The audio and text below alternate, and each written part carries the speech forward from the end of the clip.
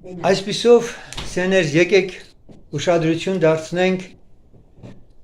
հոգևոր սկզբունք ունեցող մարդու հատկանիշներին եւ տեսնենք արդյոք ես հոգևոր սկզբունք ունեմ։ Չէ՞ որ ասացինք, որ սկզբունքը դա մի բան է, որը մարդու համար արժեք է եւ մարդը շարժվում է, ապրում է այդ արժեքի համաձայն, այդ արժեքը պահպանելով։ Մի անգամից ասեմ մի բան, հոգևոր սկզբունք ասելով մենք նկատում ունենք Աստծուն ճաշակելը, Աստծուն ճաշակած մարդը միշտ փափագում է Աստծուն հաճելին անել եւ սա է սկզբունքը։ Բայց եթե մեկը Աստծուն չի ճաշակել, ինքը կկարողանա հոգևոր սկզբունք ունենալ, չի կարող։ Որովհետեւ հոգևոր սկզբունք ունենալ դա նշանակում է պահպանել հարաբերությունը Աստծո հետ։ Եվ հանուն Աստծո հետ հարաբերության այդ պահպանման կռիվ տալ եւ մնալ այնտեղում որտեղ ուզում է,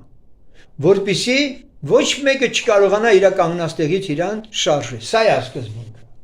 Բայց սա անում է ինչի համար, որովհետեւ ինքը ճաշակել է ու տեսել է որ Տերը քաղցր է։ Եվ ինքը երբեք այդ քաղցրությունը ճաշակելուց հետո իրան մատուցված ուրիշ մի բան չի կարող փոխարինել դրան, հասկանում եք, փոխանակել չի կարող։ Հիմա եկեք այդ հատկանիշները նայենք, թե հոգևոր սկզբունք ունեցող մարդը ինչպիսին է։ Մենք մինչև հիմա խոսեցինք նեգատիվ երևույթների մասին, որ մարդիկ ունեն որպես անսկզբունքային արարածներ։ Եվ Հակոբոս մարդն էլ ասում էր, որ երկմիտ մի եղեք, ճիշտ է։ Երկմիտ։ Որովհետև երկմիտ մարդը անհաստատ է իր բոլոր ճամփաներում։ Իսկ դրան հակառակ հոգևոր սկզբունք ունեցող մարդը հաստատամիտ է։ Ուրեմն սկզբունքայնությունը փոխարինվում է իր կյանքում հաստատամտությամբ։ Եվ իրան հնարավոր չի այդ մտքից, այդ ընկալումից, այդ մղումից, որ իր մեջ ունի, դրանից հնարավոր չի պոկել։ Այսպիսի մարդու կյանքում Աստծուն սիրելու եւ նրան հաճեցնելու նախանձավորությունն է կարգավորում հավատացյալների հետ հարաբերությունները։ Նորից եմ կարդալու։ Այսպիսի մարդու կյանքում Աստծուն սիրելու եւ նրան հաճեցնելու նախանձավորությունն է կարգավորում հավատակիցների հետ հարաբերությունը։ Ոչ թե ես եղբայր քրոջ հետ հարաբերվում եմ նրա համար, որ ակնկալիք ունեմ իրանից, որ ինքը ինձ դուր է գալիս, այն մեկը դուրս չի գալիս։ Այլ ես նայում եմ, որ ինքը սիրում է Տիրոջը, նախանձավոր է Աստծուն, ես էլ եմ սիրում Տիրոջը, ես էլ եմ նախանձավոր Աստծուն։ Եվ սա իմ սկզբունքն է։ Ես չեմ կարող ուրիշ մի թեկուզ անունով հավատացյալ անձնավորության հետ մտերիմ լինել, որը չի սիրում Սուրբ Գիրք կարդալ, չի աղոթում, հասկանում եք։ Գիտեք, մենք եղբայր քույրեր, որ ասում ենք իրար հետ, սա չի նշանակում ես սահմանադրորեն պարզապես պետք է բոլորին նույն հարթության վրա տեսնել։ Չէ, աչառության խնդիր էլ չկա, բայց ես պիտի ճշտեմ իմ հարաբերությունները։ Որովհետև դա իմ ժամանակն է, դա իմ աստվածպաշտությունը որպես արժեք դրսևորելն է եւ ես պիտի իմանամ ում հետ եմ ես կարողանում այդ ամենը դրսևորել։ Ուրեմն նրա մտերիմներն էլ այդպիսիներ են հոգեվոր մարդու, այսինքն նախանձավոր են Աստծուն, սիրում են Աստծուն եւ նրա շրջապատը, որ կոչվում է թեկուզ մտերիմներ, այսպիսիներից է բաղկացած։ Ինքը Դավիթն ասում էր, որ ինքը ընկերաում իրանից վախեցողն է։ Չէ՞։ Պողոս Արաքյանն ինչ է ասում Տիմոթեոսին, գնա նրանց հետ, որ մեր Տեր Աստվածը սիրում են անկեղծ սրտով։ Երկրորդ, նա ուղիղ է ինչպես Աստծո հետ, այնպես էլ մարդկանց հետ։ Եթե ուզում եք մեկին տեսնեք ուղիղ է թե չէ, արդեն եկեղեցու մարդկային հարաբերությունները շատ պարզ խոսում են այդ մասին։ Եթե ինքը իր եղբոր քրոջ հետ ուղիղ է, ուրեմն Աստծո հետ էլ է ուղիղ։ Որտեվ Աստծո խոսքն ասում է. Եթե քո եղբայրը որ տեսնում ես չես սիրում, Աստծուն որ չես տեսել, ո՞նց ես ասում սիրում եմ։ Ուրեմն նշանակում է եկեղեցում միմյանց միջև եղած հարաբերություններից պարզ երևում է մարդկանց հարաբերությունը Աստծո հետ։ Երրորդ, նա փողզիջում չունի բոլոր այն հարցերում, որոնք վերաբերում են Աստծո խոսքին եւ վարդապետությանը։ Փողզիջում չունի։ Այսպես է գրված։ Իր սկզբունքը սա է։ Ես սրանից դուրս Ոչինչ չեմ ուզում իմ կյանքում, ոչ մտածել, ոչ խորհել, ոչ էլ անել։ Փողզիջում չունի։ Ինչի, որովհետև Աստված էլ փողզիջում չունի։ Կոմպրոմիս չի անում Աստված։ Եվ ինքն ուզում է, որ իր զավակներն են չունենան փողզիջման որևէ շարժարիտներ։ 4. Քծնել, երեսպաշտություն, կեղծավորություն անելը խորթ է իրեն։ Եվ սրանք բացակայում են իր կյանքից։ Այսպիսի անձնավորությունը անշահախնդիր է։ Իր վարքի մեջ չի թաքնված ուրիշ նպատակներ։ Պարզ, Պողոս առաքյալը այդ մասին ասում է, որ ինքը բոլորի առաջ ինքը պարզ է եւ Կորինթացիներին ասում է. մենք չենք որ ձեզ նեղություն ենք տալիս, դուք եք ձեր սրտերում նեղվում։ Մենք ձեր բոլորի առաջ էլ պարզ ենք։ Բայց դուք եք ձեր եզրակացություններում մեր հասցեին ամենատարբեր պատկերացումներ ունեն։ Նախանձավոր է 5-րդ, մշտապես կրթվելու Աստծո ճանապարհի մեջ։ Այ սա պետք է մենք ուշադրություն դարձնենք։ Նախանձավոր է Աստծո ճանապարհի մեջ։ Անընդհատ կրթվելու։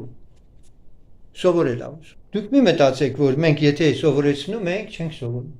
Երևի թե ձեզանից շատ ավելի ես եմ շահագրգռված, որ սովորեմ, որովհետև այնքան բան կա, որ չգիտեմ։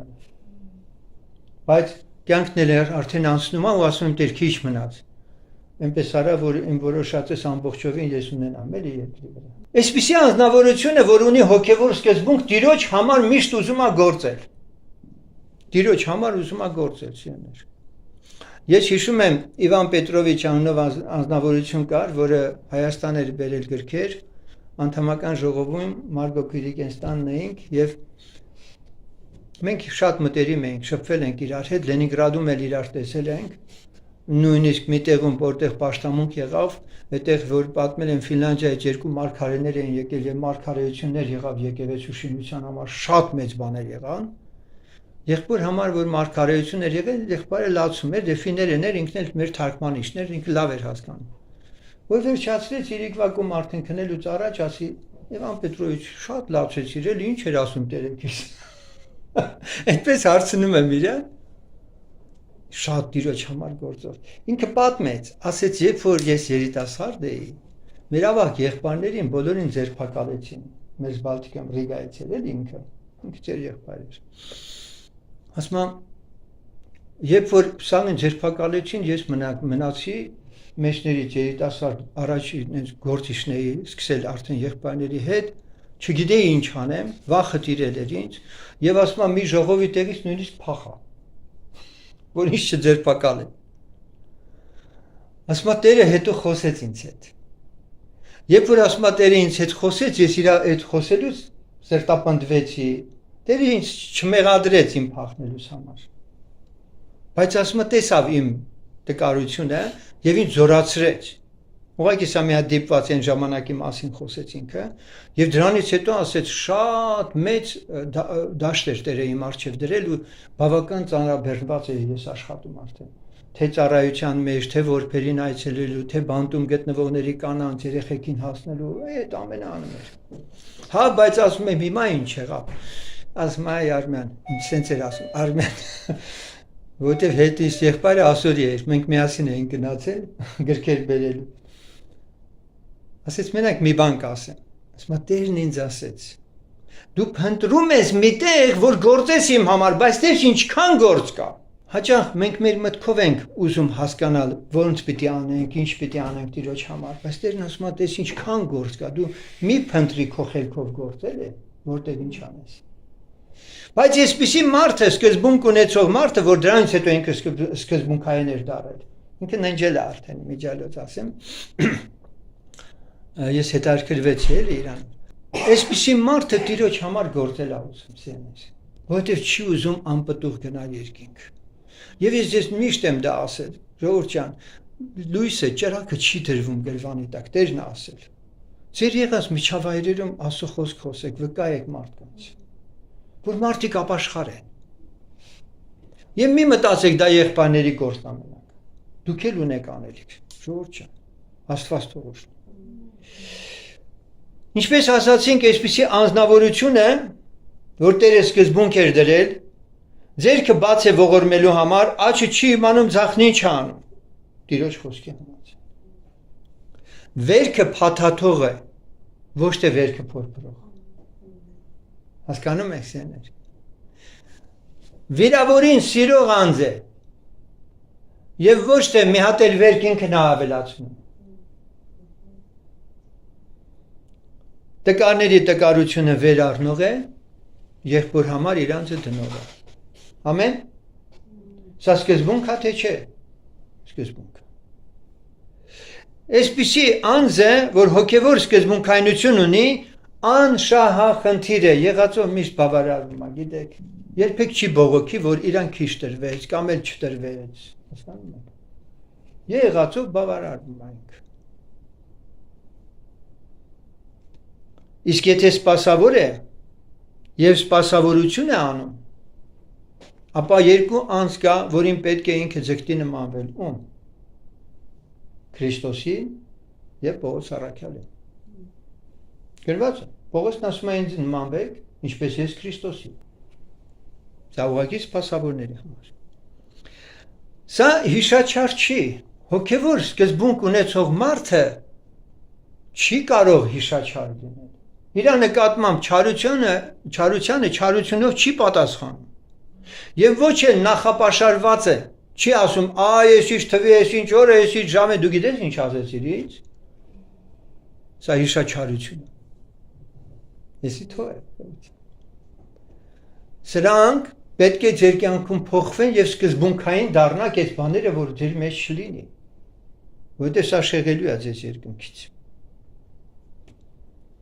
Միաժամանակ հոգևոր սկզբունք ունեցող անձը խույս չի տալիս, երբ իրան հանդիմանում են, երբ իրան հորդորում են, երբ իրան խրատում են։ Այսպիսի անձը խույս չի տալիս, երբ որ իրան սկսում են հորդորել, խրատել, սովորեցնել։ Սա սկզբունքը մարդը ուզում է սովորել։ Եվ այսպես կարելի է ելի եմ ասում շարունակել եւ Աստծուն իր կյանքում պաշտող անձը մենք գիտենք, որ ինքը այս ամենը անում է միայն մի նպատակով կամ սրանց մեջ մնում է միայն մի պատճառով, որ չի ուզում Աստծո երեսը կորցնել իր կյանքում։ Այս ամենի մեջ ինքը հաստատուն է, որ Տերն իր հետ լինի։ Եվ հիմա ժամանակն է վերջապես, որ մենք անցնենք օրինակներին Սուրբ գրքից։ Տեսնենք Աստծուն սկզբունքորեն հավատարիմ պաշտամունք մատուցած անձանց կյանքը եւ թող դա մեր համար օրինակ լինի։ Ես պիտի ընթերցեմ Երկրորդ Թագավորաց 11-րդ գլուխ։ Ուշադրություն դարձնենք Աստծուն հավատարմորեն ծառայած սկզբունքային մարդկանց մասին եղած պատմություններին։ Եղավ հետևյալ տարին, որ թագավորները պատերազմի դուրս գալու ժամանակին Դավիթը Հովաբին եւ նրա հետ իր ծառաներին եւ բոլոր Իսրայելին ուղարկեց, որ ամոնացիներին կոտորեցին եւ Ռաբան պաշարեցին, բայց Դավիթը մնացել էր Երուսաղեմ։ Եվ մեկ օր իրիկվան դեմ Դավիթն իր անկողնից է դուրս գալիս, Պարատի տանիքի վրա ման էր գալիս, եւ տանիքի վրայից մեկ կին տեսավ, որ լվացում էր եւ այն կինը շատ գեղեցիկ էր տեսքով։ Շարունակությունը գիտեք թե ինչ տեղի ունեցավ։ Ես մենակ կընթերցեմ հիմա այն հատվածը, որ երբ որ Դավիթը իմացավ, որ Բերսաբեն հղի է, ինքը մարդ ուղարկեց Հովաբի մոտ եւ ասեց, թե կետացի Ուրիային ինձ մոտ ուղարկիր, եւ Հովաբը Ուրիային Դավիթի մոտ ուղարկեց, Ուրիան եկավ նրա մոտ եւ Դավիթը հարցրեց Հովաբի ողջությունը եւ զորքի ողջությունը եւ պատերազմի վիճակը։ Եվ Դավիթն ասեց Ուրիային. Իջիր տունդ, ոտքերդ լվա։ Այդ արտահայտությունը նշանակում է հանգստացիր։ Եվ երբ որ Ուրիան թագավորի պալատիցը դուրս գնաց, նրա ետևից էլ թագավորի պարգև գնաց։ Բայց Ուրիան թագավորի պալատի դռանը քնեց իր տիրոջ բոլոր ծառաների հետ եւ չիջավ իր տունը։ Եվ պատմեցին Դավիթին ասելով, թե Ուրիան չի իջել իր տունը։ Եվ Դավիթն ասեց Ուրիային. Չէ որ ճանապարհից ես եկել դու, ինչու համար չես իջել քո տունը։ Եվ Ուրիան ասեց Դավիթին. Տապանակը եւ Իսրայելը եւ Հուդան վրաններում են բնակվում։ Եվ իմ տերը Հովաբը եւ իմ տիրոջ ծառաները դաշտի երեսին են բանակ տվել։ եւ ես գնամ իմ տունը ուտելու եւ խմելու եւ կնկանս հետ պարկելու, քո կյանքը եւ քո հոգի կյանքը վկա է, որ այս բանը ես չեմ անում։ Սկզբունքային մարդեր թե չէ։ Եվ իր առաջին նախանձավորությունը ո՞րն էր։ Ուխտի տապանակը։ Այս մարդը Դավիթի հետ կերավ, խմեց եւ այլն, Դավիթը մի հատ էլ սեղան գցեց, եւ Դավիթն ասեց Ուրիային, այսօր էլ այստեղ մնա եւ եկուց քեզ կճանապարհեմ։ Գիտեք ինչի համար էր, չէ՞ սենց անում։ Եվ Ուրիան մնաց Երուսաղեմ այն օրը եւ հետեւյալ օրը եւ Դավիթը կանչեց նրան եւ նա կերավ նրա առաջին եւ խմեց եւ Դավիթն արբեցրեց նրան։ Ասեց այն մարդ, այս մարդը սթափ վիճակում չի գնում տուն, արմի լավ հարբեցնեմ սրան, նոր գնա։ Եվ նա իր իկունը դուրս եկավ, որ իր անկողնումը քնե իր տիրոջ ծառաների հետ եւ չիջավ իր տունը։ Այսպիսի մարդուն անգամ գինովցած վիճակը չի կարողանում փոխել։ Հասկանում եք։ Մնում է ինքը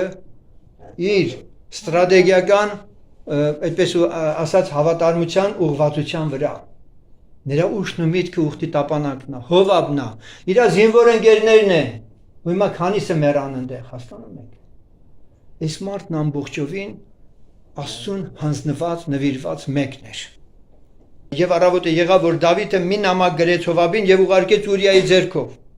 Եվ նամակի մեջ գրեց ասելով. Ուրիային դրեք սաստիկ պատերազմի դիմացի եւ դուք ետ քաշվեք նրա ետևից, որ նա զարկվի եւ մեռնի։ Եղավ, երբ որ Հովաբը քաղաքը պաշարել էր, Ուրիային դրավ այնտեղ, ուր գիտեր, որ զորավոր մարդիկ կային եւ այն քաղաքի մարդիկը դուրս եկան եւ Հովաբի հետ պատերազմեցին եւ ընկան զորքիցը Դավիթի ծառաները եւ քետացի Ուրիանը։ Սեներ, այս ոչիրը որ գործեց, հետո որ Նաթանը հանդիմանեց, հիշում եք, չէ՞ իրան։ Այնուամենայնիվ Դավիթն է սկզբունքային մարդ էր։ Ո՞րն էր Դավիթի սկզբունքայինությունը, գիտեք։ Տերը ասեց Նաթանի շուրթերով պիտի մեռնես, ասեց մեռնեմ։ Ավելի լավ Աստծո ձեռքն ընկնեմ, քան մարդկան։ Սա էլ Դավիթի սկզբունքն էր։ Մեղանչել էր մարդը, այո, հասկանալի։ Շատ մեծ ոչիր է տեղի ունեցել եւ սուրը պիտի Դավիթի տնից չհեռանա դրա պատճառով։ Եվ այդպես էլ կա։ Եվ ասացինք, որ ազգաբանության մեջ այդպես էլ Բերսաբեն Դավիթի կինը չդառավ։ Տերը Բերսաբեն միշտ նայեց որպես Ուրիայի կին։ Ես չգիտեմ երկնքում որ հանդիպել են ինչ ա եղել այնտեղ։ Ուրիան ու Դավիթը որ հանդիպեն։ Բայց սրտաճմլիկ պատմություն ասա իսկապես յաներ։ Երբ որ դու ոչ միայն օտարի կնոջն առար, այլ այդ հավատարիմ, քեզ հավատարիմ մարդուն էլ, այսպիսի բաներ ա տեղի ունենում կյանքում, սեներ, այն մարդկանց հետ, ովքեր սկզբունքային են, եւ մենք պիտի պատրաստ լինենք հատուցելու դրա համար։ Ուրիան օրինակ պիտի լինի մեզ համար։ Այո, նրա վարձքը շատ ավելի մեծ է, ես հավատում եմ։ Բայց ոչ է դարձավ Դավիթ կնի գուբեսա։ Դե մենք ես քիչ առաջ ասեցի։ Շատ բարձ գրված է տնը ազգաբանության մեջ Ուրիայի կնոջից։ Սուրբ Հոգին չճանաչեց Ուրիայի կնոջը որպես Դավիթի կին։ Ճիշտ է կնության վերցեց, բայց Սողոմոնը այդպես էլ Բերսաբեի երեխան, ճիշտ է Դավիթի սերունդ Սողոմոնը հանդիսանում ինքը։ Բայց այնուամենայնիվ այս կնոջ անունն է գրված եւ Ուրիայի մասին վկայված։ Հաջորդը, որի մասին մենք խոսեցինք, լսել եք դուք արդեն, դա Եղիան էր, որն ասեց միջև երբ պիտի երկու մտքի վրա կաղաք, այդ մասին խոսել ենք արդեն։ Եվ մի հրաշալի օրինակ էր, որը սկզբունքային հավատքի մարդու մասին է վկայում, որը դարձյալ մեր համար օրինակ պիտի լինի։ Մենք շատ խոսեցինք այսօր, որ այսպիսի մարդը, սկզբունքային հոգևոր մարդը շողոքորթ չի, քծնող չի եւ այլն եւ այլն։ Խոսքը վերաբերում է Եսթերի գրքում 3-րդ գլխի 1-ից 6-րդ այս խոսքերին, որը մեզ պատմում է այն մասին, որ կար մի մարդ Մուրդկի անունով։ Այս բաներից հետո Ասորոս թագավորը մեծացրեց Ագագացի Ամադաթայի որդի Hamanին եւ բարձրացրեց նրան եւ նրա աթոռը իր հետ եղող բոլոր իշխաններից վեր դրավ։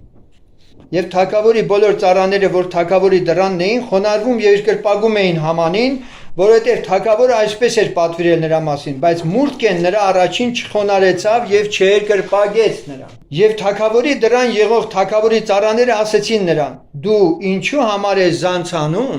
Թագավորի պատվերը, եւ երբ որ նրանք ամեն օր ասում էին նրան, եւ նա նրան շեր լսում, այն ժամանակ հայտնեցին Hamanին, որ տեսնեն թե Մորդկեին խոսքերը կհաստատվին, որովհետեւ նա նրանց ասել էր թե հրյա է։ Եվ երբ որ Համանը տեսավ, որ Մորդկեն չի ծրվում նրան երկրպագում, այն ժամանակ Համանը շատ բարկացավ։ Երբ որ Համանը տեսավ, որ Մորդկեն չի ծրվում նրան երկրպագում, այն ժամանակ Համանը շատ բարկացավ։ Թագավորի հրամաններ, չէ՞։ Համանը չլներ, ով ուզում էր լինել։ Թագավորն ասել է, պիտի այդ բանն արվեր։ Եվ մի նվաստ բան երևցավ նրա աչքին, որ ձեռքը երկարացներ մենակ Մորդկեի դեմ։ Որովհետև հայտնի էին նրան Մորդկեի ազգը, վասն որը խորհեց Համանը կորցնել Մորդկեի ազգը բոլոր հրեաներին, որ Ասորեսի բոլոր թագավորության մեջ կային։ Ախնդրեմ Մորդկեն մի անձնավորություն, որը Համանի արչև չէր խոնարհվում, չէր կոտորում։ Եվ միջև վերջ իսկապես այս մարդն այդպեսին եղավ եւ Տերը ամոթով չթողեց Մորդկեն։ Հաջորդ վկայությունը Սուրբ գրքից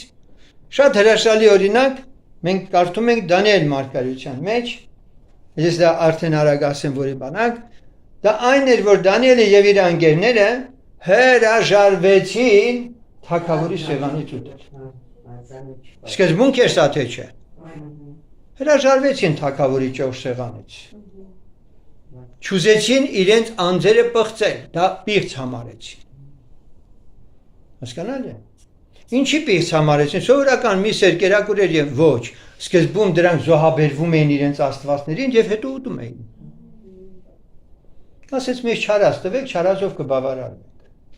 Եվ իրենք չարազով բավարարվեցին։ Եվ դա բերեց նրան, որ Դանիելի երկրորդ սկզբունքն ենք տեսնում։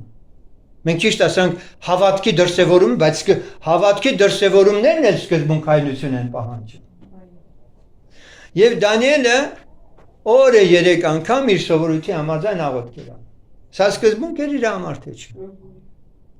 Եվ դրա համար Տերը իրան պահեց, Սեդրակ Միսակ Աբեդնագոն ասեցին, Աստված չազատել, մենք չենք երկրպագելու այս կուրքին, Տերն էլ իրանց կրակների մեջ պահեց։ Փառք Տիրոջ։ Եվ հիմա նոր գտակարանից պետք է նայենք, արդյոք Պողոս Առաքյալի կյանքում մենք սկզբունքայնության էլեմենտներ նկատում ենք սեներ։ Կարող եք այս անգամ արդեն ինչ հիշեցնել, թե Սուրբ գրքից որտեղ կարող ենք վկայել Պողոսի կյանքից սկզբունքայնության հրաշալի դրսևորում, որը այսօր չի ողջունվում եկեղեցիներում, որովհետև շատ սպասավորներ ասում եմ, չէ, այդպես մեր, ասենք, փաղաքշանքով, բանով, ինչպես ասում են, ծածկակոլոլ անելով այդմ են։ Այդ քիչ առաջ որ ես ասեցի, որ եկեղեցում անսկզբունքային սպասավորներ շատ եմ տեսել, որոնք կարիերայով բարձրացել են ավելի վերև, դրա նպատակը ո՞րն է։ Քանի անգամներ եմ ասել, որ եղբայր ջան, սա չի կարող հովիվ լինել, սա չի կարող սարկավանք լինել, օրինակի համար։ Ինչի չի կարող։ Որովհետև եղբայր ջան, ինքը այս մեղքերի մեջ է։ Չէ, բայց ինձ եթե հնազանդա ոնց չդնեմ։ Կարևորը իրան հնազանդ լինեն։ Այդ դրանց մեղքեր, բաները այդքան էական չեն։ Գրված է, բայ երկիր, երբ քո թագավորը մանուկ է։ Ինչքան երեխեք կային, ինչքան մանուկներ կային, փորձառությունից զուր, ինչ անենք 7 հատ երեխա բերեցին։ Հովիվ ու սարկավակ դրեք իրանց։ Մեզ լսում են, հերիք է այդքան։ Կապ չունի, շողոքորթեն, սուտ խոսողեն, երեսպաշտեն, հասկանում եք, կապ չունի։ 15-րդ գլխի մեջ 36-ից 41 խոսքերն ենք լսում, Գործք Առաքելոց։ Բայց մի քանի օրից հետո Պողոսն ասեց Բարնաբասին. դառնանք եւ այցելություն անենք մեր եղբայրներին ամեն քաղաքներում, որոնց մեջ Տիրոջ խոսքը քարոզեցինք։ Տեսնենք թե ինչպես են։ Եվ Բարնաբասը կամենում էր Մարկոս կոչված Հովանեսին էլ վերառնել, բայց Պողոսը արժան էր համարում, որ Պամփիլիայի մեջ իրանցից ջոկվածին եւ նրանց հետ գործի մեջ չեկածին իրանց հետ չառնեն։ Եվ այսպես գժտություն եղավ, մինչև որ ջոկվեցան իրարից։ Բարնաբասը Մարկոսին առավ եւ նավով գնաց Կիպրոս։ Եվ Պողոսը Շիղային ընտրեց, ճանապարհ ելավ, եղբայրներից են Աստծո շնորհքին հանձնված։ Սուրբ Հոգին հաճելի է գրում։ Եվ հիմա կասեմ, թե այդ հաճելին որտեղ եմ տեսնում, այս մասում ես որտեղ եմ այդ ներքին ուրախություն ապրում Տիրոջ ձեռագրի, Տիրոջ ասենք ուսուցանելու, սովորեցնելու իր մեթոդին։ Այս մասը ինչի համար է գրված, որ մենք դաս առնենք։ Հիմա Աստծո ինչ ասում։ Այստեղ գրվածը մեզ ասում է այն մասին, որ Պողոսը Բարնաբասին ասեց. «Դառնանք այցելություն անենք մեր եղբայրներին ամեն քաղաքներում, որոնց մեջ Տիրոջ խոսքը քարոզեցինք»։ Տեսնենք ինչպես են։ Եվ Բարնաբասն ասեց. «Մարկոսին էլ վերցնենք հետներես», Պողոսն ասեց չենք վերցնելու իրան։ Ինչի, ասեց իրանց տան մոտով անցնում էինք, ասեց ես տուն եմ գնում։ Լսում եք։ Իրանց տան մոտով անցնում էինք, ինքն ասեց ես տուն եմ գնում, մեզ թողեց ու գնաց տուն։ Ես այդ մարդուն չեմ ուզում հետս վերցնել։ Նման սպասավորները Պողոսի խառնվածքին անհարիր էին։ Եթե դուրս են եկել Տիրոջ անունով, դուք գիտեք Աստծո խոսքն ասում է բարև մի տվեք ճանապարհին, չէ՞։ Հելենեք Աստծո անունով։ Գնացեք ձեր գործի հետևից։ Ծրագրից շեղվեց այս մարդը։ Մարկոսը երիտասարդ էր։ Մարկոսը փորձառու չէր, բայց երանելի մարդ էր, գիտեք։ Գիտեք ինչով էր երանելի։ Որ մի հատ Պողոս ուներ, որ կարար իրան մի հատ լավ ապտակ տար, մի հատ էլ Բարնաբաս ուներ, որ կարար վերքը փաթաթեր։ Հետո Մարկոսը կդառնա այն մարդը, որը պետք է դառնա, եւ Պողոսը կասի Մարկոսին ուղարկեք ինձ ծերության մեջ, ինձ պետք է ինքը։ Եվ Մարկոսը ավետարան պիտի գրի դեր։ Պետք է աճի ինքը։ Բայց այն որ Սուրբ Հոգուն հաճելին, այս պահին մենք տեսնում ենք Պողոսի վարքագիծն ա եղել։ Կարդում ենք հետեւյալը։ Եվ Պողոսը Շիղային ընտրեց, ճանապարհ ելավ, եղբայրներից են Աստծո շնորհքին հանձնված։ Աստծո շնորհքին։ Իսկ նրանց մասին չի գրված։ Բարնաբասն ու Մարկոսը ուղղակի ինչ արեցին։ Բարնաբասը Մարկոսին առավ, նավով գնացին Կիպրոս։ Իսկ երկրորդ հատվածում տեսնում ենք, որ Պողոսը Աստծո շնորհքին է հանձնվել։ Ուրեմն սիրելիներ, ինչպես ես սկզբում ասեցի, մենք պիտի հետազոտեինք մեր անձերը եւ գայինք մի եզրակացության։ Մենք սկզբունքային մարդիկ ենք, թե ոչ։ Մենք անսկզբունքայնությունը տեսանք, թե ինչպես էր դատապարտելի։ Արդյոք մեր համար դատապարտելի է անսկզբունքայնությունը։ Եթե մենք խաթր ենք արել, իսկ ես ձեզ ասել եմ, չէ, խաթրը մեղք է։ Խաթր դա նշանակում է մարդը հաճո լինել։ Ուրիշ բառ չկա։ Ուրեմն մենք պետք է ապաշխարենք այս կետում եւ Տիրոջ հետ ուղիղ լինելով մարդկանց հետ լինենք։ Եթե մարդկանց մենք ուզում ենք շահենք, դա ուրիշ հարց է։ Սենե, բայց մենք պիտի իրերի դրությունը ճիշտ մարդուն բացատրենք եւ ասենք սա է, բայց սենց պետք է լինի։ Չենք ուզում մարդուն խաչենք, դատենք, չգիտեմ, այդպիսի տրամադրություն սկզբունքային մարդը չպետք է ունենա։ Մենք ասել ենք, քիչ առաջ լսեցինք։ Երբեք սա չի, որ սկզբունքային մարդն իրան ասում է, ես լավն եմ, դուք սաղը դել կորացեք, ես ձեր այդ գործ չունեմ, ես իմ պրինցիպի վրա եմ մնացել։ Չէ, սերներ, սա հպարտություն է։ Եվ էդ էլ է սկզբունքայնություն ասեմ մարդու մեջ։ Որ ինքն իրան զատում է եւ իր հպարտ կեցը, բայց մենք գիտենք ինչ, այդ սկզբունքայնությունը ուր կտան իրան։ Փառք Տիրոջը սերներ, որ Աստված մեզ իր ընտանիքի մեջ է բերել եւ իրար հետ շփվելու, իր հետ հարաբերվելու, Աստծո հետ հարաբերվելու կանոնները մեզ սովորեցնում են։ Ուրեմն Աստված թող օրհնի, որ ինչ որ լսեցինք, մեր կյանքում պրակտիկորեն մենք կիրառենք եւ իրոք երևա որ մենք այն մարդիկ ենք, որ ժիր ենք, գործունյա ենք, Աստծո փառքի համար ուզում ենք ապրել,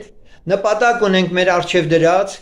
իրան ենք ծառայում, իր ժողովրդի համար լավն ենք ուզում լինի